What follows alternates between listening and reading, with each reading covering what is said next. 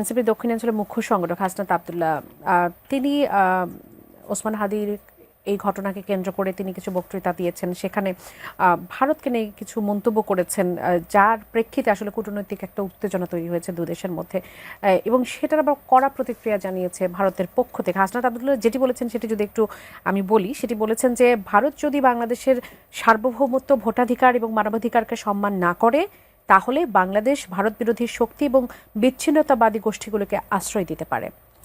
সেটি বলেছেন তিনি চিকেন নেকের প্রসঙ্গটি, সেভেন সিস্টারের সেই প্রসঙ্গ নিয়ে তিনি কথা বলেছেন। এবং আসামের মুখ্যমন্ত্রী হিমন্ত বিশ্ব শর্মা তিনি আবার সেটির উত্তর দিয়েছেন। তিনি বলেছেন যে বাংলাদেশের সঙ্গে ভারতের উত্তর পূর্বাঞ্চলকে একীভূত করা বা আলাদা করার ধারণা সম্পূর্ণ দায়িত্বজ্ঞানহীন এবং বিপজ্জনক। গত এক বছরে বারবার এমন বক্তব্য আসছে যে ভারতের উত্তর পূর্বাঞ্চলকে বিচ্ছিন্ন করে বাংলাদেশে যুক্ত করা উচিত। তিনি হুঁশিয়ারি দিয়ে বলেছেন যে ভারত একটি বড় দেশ, একটি পরমাণু শক্তিধর রাষ্ট্র, বিশ্বের চতুর্থ বৃহত্তম অর্থনীতি। বাংলাদেশ কিভাবে এমন কথা ভাবতে পারে?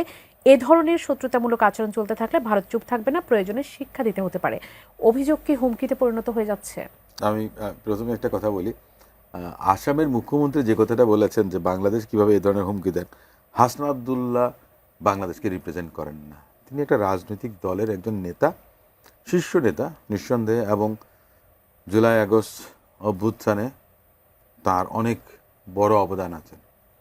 যেহেতু তারা একটা রাজনৈতিক দল করেছেন, আমি কাউকে আন্ডারমাইন করছি না। বাংলাদেশে দেখেন anti Indian sentiment, pro Indian sentiment দুটো বিষয় কাজ করে নির্বাচনকে কেন্দ্র করে। তো সেক্ষেত্রে এটা তাদের একটা টেকনিক হতে পারে যে ভারত বিরোধিতা করে যদি ভোটের মার্কেটে যদি ক্যাপিটালাইজ কিছু করা যায়, এটা একটা বিষয়। বাংলাদেশ সবসময় তার নিজের দেশের জনগণের স্বার্থ নিয়েই কিন্তু কাজ করে যাচ্ছে।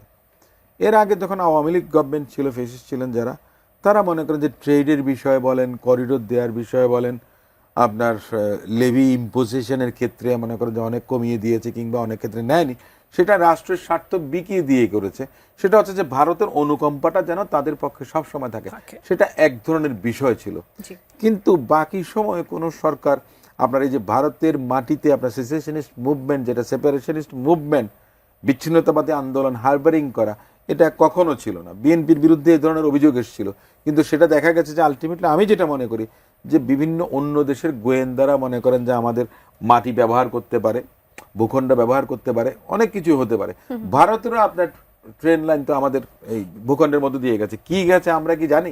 আমরা তো জানি না। আওয়ামী লীগ যখন 96 থেকে 2001 সাল পর্যন্ত ছিলেন, এ ধরনের আপনার প্রমাণ তাদের কাছেও আছে, ভারতের কাছেও আছে।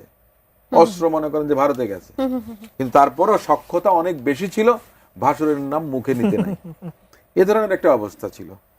আমি যে জিনিসটা মনে করি যে এটা আমাদের রাষ্ট্র হিসেবে একটা শিষ্টতা থাকে, বাংলাদেশ কখনো সেই শিষ্টাচার লঙ্ঘন করেনি। হ্যাঁ, বাংলাদেশের জনগণরা রায় দেবে মনে করেন যে আগামীতে, সেটা ভিন্ন বিষয়। কিন্তু তাতে এসে এই ভারতের পক্ষ বা ভারত বিরোধিতা করে কেউ যদি আপনার সুবিধা নেওয়ার চেষ্টা করেন এবং প্রতিবেশী রাষ্ট্রের সঙ্গে সম্পর্কের অবনতি ঘটানোর কোনো এই করেন, আমার মনে হয় না এটা কাঙ্ক্ষিত।